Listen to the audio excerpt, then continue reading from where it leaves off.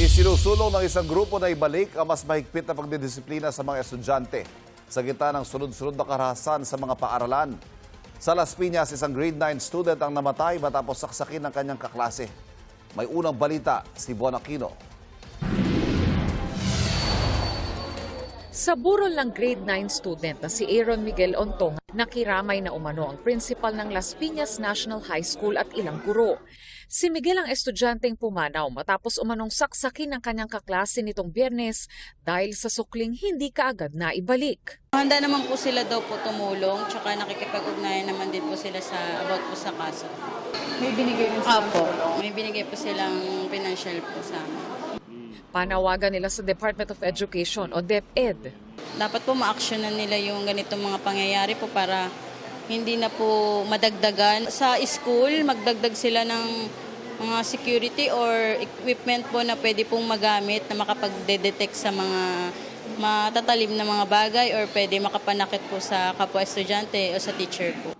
Nagpaabot na ng pakikiramay ang DepEd sa pamilya Ontong at sa buong paaralan.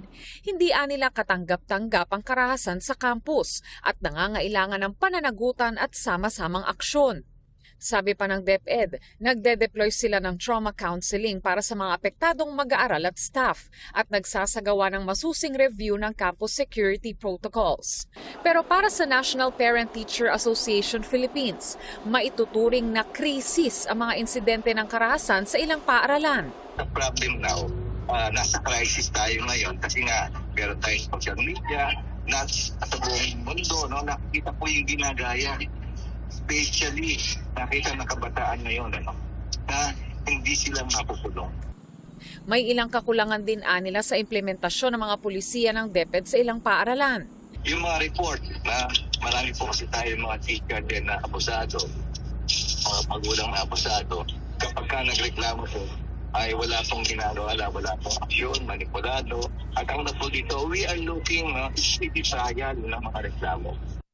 Tingin ng Teachers Dignity Coalition, bago pa man ang pag-usbong ng social media, meron ng mga karahasan sa paaralan. Ang kaibahan lang. Sabi din naman po ng mga eksperto, parang ito'y parang may ginagaya ng ilang mga bata, o kaya parang nagiging trend, parang nagiging popular, parang nagiging isang bagay ito, na parang nagiging attractive pa sa ilan nating mga kabataan. Tingin ng grupo, dapat ibalik ang mas mahigpit na pagdidisiplina sa mga paaralan. Talagang gusto talaga namin din dito, magkaroon talaga tayo ng rules on discipline dito sa ating mga paaral, alternative discipline now.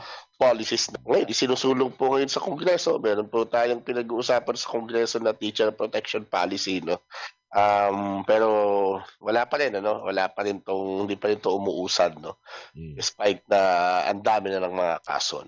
Ito ang unang balita. Bon Aquino, GMA News.